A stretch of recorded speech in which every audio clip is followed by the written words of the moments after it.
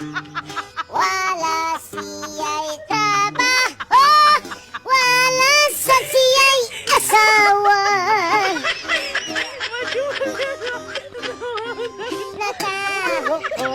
Nakahukom, manimpalat na lang siya.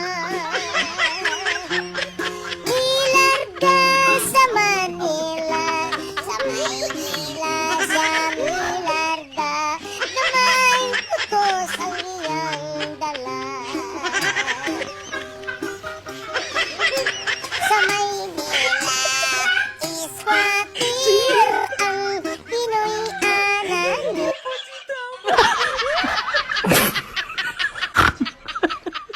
Wow.